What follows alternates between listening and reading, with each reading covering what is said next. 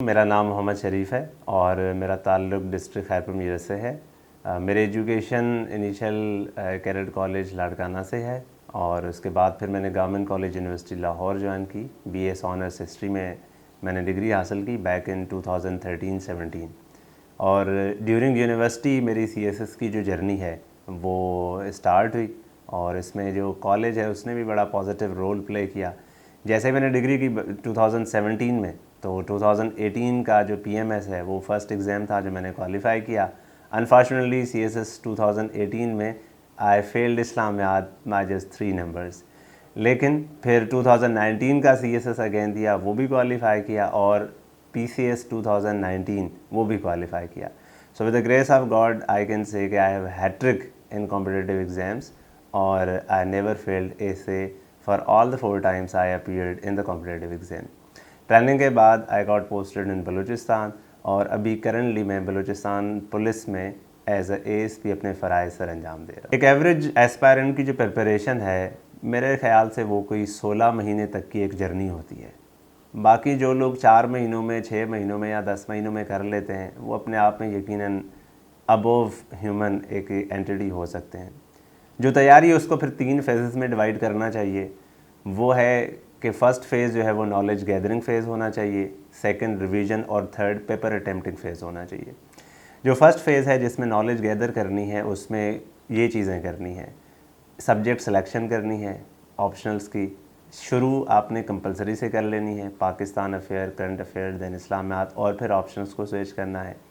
हर subject की notes making भी करनी है और उसके एमसीक्यूज़ भी प्रिपेयर करने हैं। एक सब्जेक्ट एवरेज जो है वो 1 महीना एक इंडिविजुअल से ले लेता है। वो एस्पायरेंट खुद भी तैयार कर सकता है, लेकिन अगर उसमें डिफ़िकल्टी महसूस हो तो किसी मेंटोर या एकेडमी को भी रुजू कर सकता है। तो 10 महीने से 12 महीने तक की ये जर्नी होती है मैक्सिमम, जिसमें आप सारे के सारे जो सब्जेक्ट्स हैं वो प्रिपेयर कर सकते हैं रादर। उसके बाद रिवीजन फ़ेज़ होता है जिसमें फ़ेज़ 1 में डिटेल नोट्स आपने जो बनाए होते हैं उनको 1/3 आपने कर लेना है और टाइम भी उसका 1/3 ही हो जाता है कि आप एक सब्जेक्ट को अच्छे तरीके से रिवाइज़ कर लेते हैं। इस फ़ेज़ का मकसद ये होता है कि आपने ना नॉलेज रिटेन करनी है, क्योंकि फ़ेज़ 1 में आपने पहला सब्जेक्ट तैयार किया, फिर दूसरा, जब आप तीसरा करते हैं तो इवेंचुअली आप पहला सब्जेक्ट भूलना शुरू कर लेते हैं। So it is only happening in phase 2 कि जब आपके सारे के सारे 10 के 10 सब्जेक्ट्स जो हैं वो आप एक टाइम पे रिटेन कर लेते हैं। अब ये जो फ़ेज़ 1 और 2 की तैयारी है ये 50% प्रिपरेशन है जो कि तकरीबन एस्पायरेंट्स कर लेते हैं।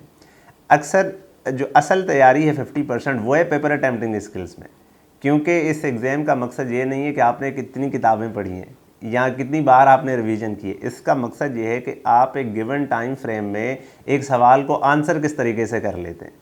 तो क्या एक के सवाल में 20 में से आप 15 या 12 नंबर एवरेज ले पाते हैं या नहीं, तो पर पेपर ये नंबर बन जाते हैं 48, 10 पेपर के 480। तो अगर हम उसमें एमसीक्यूज़ भी ऐड कर लें तो पर पेपर अगर आपके 12 एमसीक्यूज़ ठीक हों और 10 आपके पेपर में 120 एमसीक्यूज़ हों तो आप सिर्फ 10 सब्जेक्ट्स के नंबर मिला लें तो 600 नंबर बन जाते हैं। और अगर आप 40 इंग्लिश ऐसे और 40 आपके इंग्लिश प्रेसी के नंबर हों तो 680 जो है ना बड़े अच्छे नंबर फिर बन जाते हैं। सो ये 680 और 750 इसके दरमियान जो जर्नी है इसमें फिर पेपर अटेम्प्टिंग स्किल्स का बड़ा रोल होता है। सो प्रिसाइजली हम ये कह सकते हैं कि एक एवरेज स्टूडेंट को तकरीबन 16 महीने लग जाते हैं एक प्रिपरेशन करने में, अगर वो सीरियस है, कमिटेड है, पॉजिटिव एटीट्यूड है और उसमें परसेवरेंस है, जिसमें उसने सबसे पहले नॉलेज गैदर करनी होगी, फिर उसे रिवाइज़ करना होगा और उसके बाद उसने पेपर अटेम्प्टिंग स्किल्स के ऊपर ध्यान देना होगा।